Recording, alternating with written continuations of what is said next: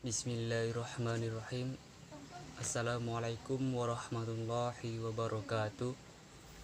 Perkenalkan, nama saya Fajar Ardiansyah, 1930 40 20 25. Baik, di sini saya akan menjelaskan tentang prinsip-prinsip ekonomi dalam usaha tani.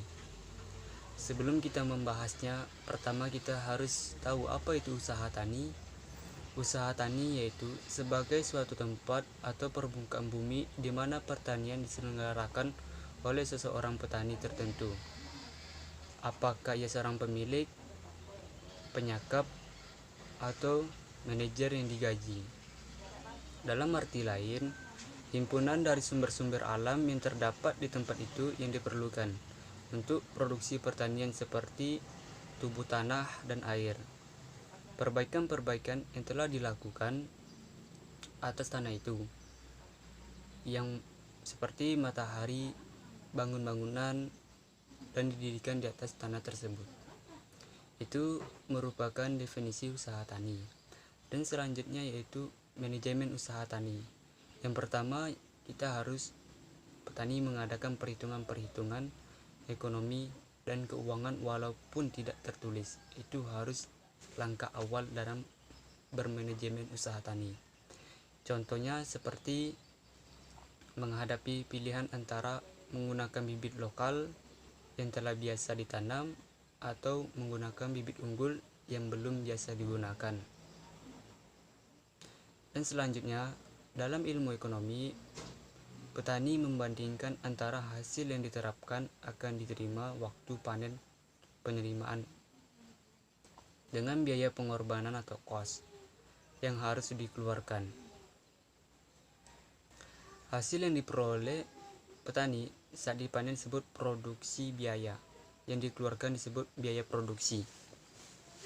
Dan selanjutnya itu produktivitas atau secara teknis. Yang pertama, perkalian antara efisiensi usaha dan kapasitas atau tanah. Itu merupakan produktivitas atau secara teknisi. Selanjutnya, fungsi produksi. Apa saja fungsi produksi? Yang pertama, kita harus suatu fungsi yang menunjukkan hubungan antara hasil produksi fisik atau output dengan faktor-faktor produksi atau sering dikenal dengan nama input. Dan yang kedua, dalam bentuk matematika sederhana, fungsi produksi sebagai berikut yaitu Y sama dengan F X kali X kuadrat X 2 dan seterusnya. Apa itu Y? Y yaitu hasil produksi fisik, yaitu output. Misal atau seperti padi, produksi fisik dihasilkan oleh bekerjanya beberapa faktor tersebut. Dan untuk menggambarkan fungsi produksi, salah satu faktor produksi dianggap variabel. Apa itu variabel? Yaitu berubah-ubah. Faktor produksi lain dianggap konstan atau tetap. Hasil produksi dan biaya produksi. Efisiensi ekonomi fisik dinilai dengan uang. Hasil bruto sama dengan luas tanah kali hasil persatuan luas, yaitu dinilai dengan uang, hasilnya dikurangi dengan biaya-biaya yang dikeluarkannya. Dan seterusnya bagi petani penyakap. Yang pertama, bagian hasil panen yang harus diberikan kepada pemilik tanah. Kira-kira seperti 50% dari hasil neto tergantung perjanjian atau kesepakatan antara kedua belah pihak. Itu sesuai kesepakatan bersama aja kalau menentukan hasil panennya atau hasil baginya. Dan yang kedua, hasil bersih atau sering dikenal dengan nama hasil neto. Setelah semua biaya dikurangkan, apabila hasil bersih usaha tani besar, mencerminkan rasio yang baik dari nilai hasil dan biaya. Makin tinggi rasio, berarti usaha tani makin efisien. Itu merupakan bagi untuk petani penyakap. Biaya uang dan biaya natura. Biaya produksi dibagi menjadi dua. Yang pertama yaitu biaya yang berupa uang tunai, seperti upah kerja atau upah tani, biaya untuk membeli pupuk, pestisida, dan lain-lain. Itu biaya yang berupa uang tunai. Dan yang kedua yaitu biaya-biaya panen bagi hasil, sumbangan, dan mungkin juga pajak yang dibayarkan oleh bentuk in natura. Itu merupakan biaya uang dan biaya in natura. Dan selanjutnya itu ada biaya tetap dan biaya variabel. Biaya tetap itu biaya konstan, yang mana pengertiannya biaya yang besar kecilnya tidak tergantung pada besar kecilnya produksi. Seperti kita menyewa tanah, itu merupakan biaya tetap. Dan sedangkan biaya variabel yaitu biaya yang sering berubah-ubah. Contohnya seperti biaya yang besar kecilnya berhubungan langsung dengan produksi, seperti pengeluaran untuk bibit, persiapan, dan pengelolaan tanah. Itu untuk biaya variabel. Dan ada juga rumus biaya rata-rata dan biaya marginal. Yang pertama, biaya rata-rata yaitu rumusnya yaitu biaya produksi total dibagi dengan jumlah produksi, yang mana biaya batas tambahan biaya yang harus dikeluarkan petani untuk menghasilkan suatu kesatuan tambahan hasil produksi. Itu untuk biaya rata-rata atau produksi rata-rata. Dan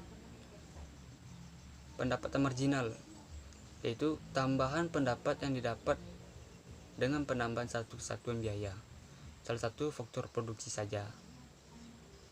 Itu merupakan untuk biaya rata-rata dan biaya marginal. Dan selanjutnya yaitu kepada kombinasi faktor-faktor produksi. Apa saja yang menjadi faktor-faktor produksi?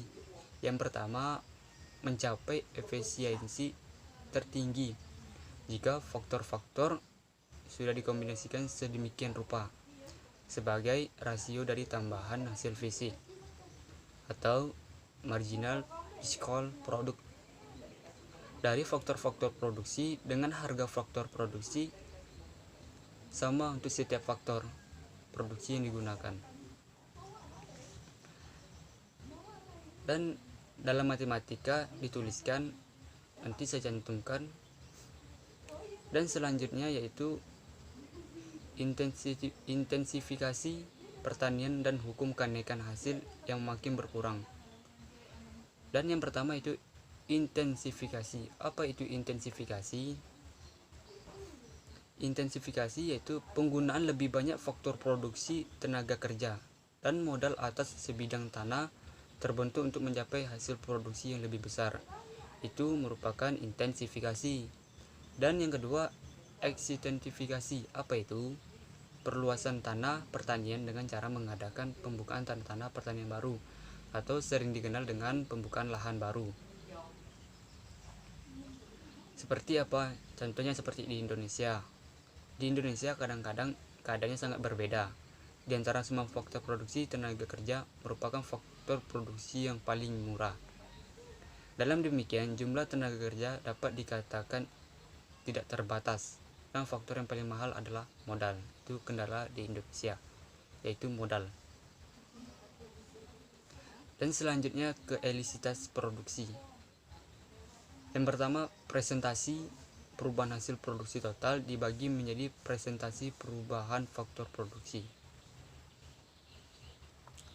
Dan seterusnya, kombinasi hasil-hasil produksi. Beberapa sebab ekonomi mengapa usaha tani memproduksi lebih dari satu komoditi. Nah, ada beberapa poin. Yang pertama yaitu mendapatkan hasil produksi yang optimal dari sawah yang sangat sempit. Itu yang pertama. Dan yang kedua yaitu umur tanaman yang tidak sama, menjamin tersedianya bahan makanan sepanjang tahun. Itu yang kedua.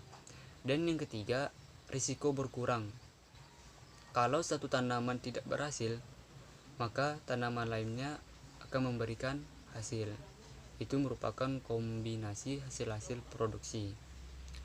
Ada hubungan fisik antara komoditi. Yang pertama, komoditi gabungan atau joint product. Komoditi tersebut bersama-sama keluar dari satu proses produksi, seperti dedak dan katul dari penggilingan padi yang keluar bersama beras, yang sering kita kenal dengan namanya heller. Yang kedua, komoditi yang bebas persaingan. Kalau sudah diputuskan menghasilkan komoditi petani, maka komoditi yang kedua tidak dapat lagi dihasilkan atau kenaikan jumlah barang yang satu berarti penurunan jumlah produksi kedua. Contoh seperti petani memutuskan menyewakan tanahnya kepada pabrik gula untuk tanami tebu. Itu untuk komoditi yang bebas bersaingan. Dan yang ketiga itu komoditi komplementer. Kenaikan produksi satu komoditi dan dapat menaikkan produksi lainnya.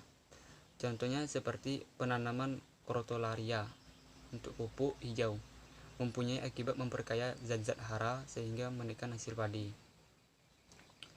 Dan selanjutnya itu komoditi suplementer atau yang keempat, produksi satu komoditi dapat ditambah tanpa mempunyai pengaruh mengurangi atau menambah produksi komoditi lainnya.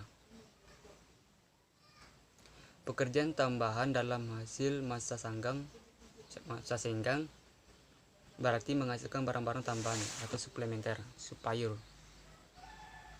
Ekonomi dan besarnya usaha tani. Yang pertama yang ada increasing return to scale. Apa itu? Kenaikan hasil produksi dengan laju yang naik. Dan yang kedua constant return to scale, yaitu skala kenaikan hasil produksi hanya sebanding atau tetap sama dengan hasil sebelumnya. Dan selanjutnya decreasing return to scale, kenaikan hasil produksi menurun. Itu merupakan ekonomi dan besarnya usaha tani. Baik, itu yang saya bisa bahas. Semoga teman-teman atau bagi pembaca atau pendengar mudah-mudahan bisa memahaminya dan bisa menyimpulkannya dan bisa dilakukan dalam sehari-hari. Baik, kalau ada kata yang salah mohon maaf. Wabillahi taufiq wal hidayah. Assalamualaikum warahmatullahi wabarakatuh.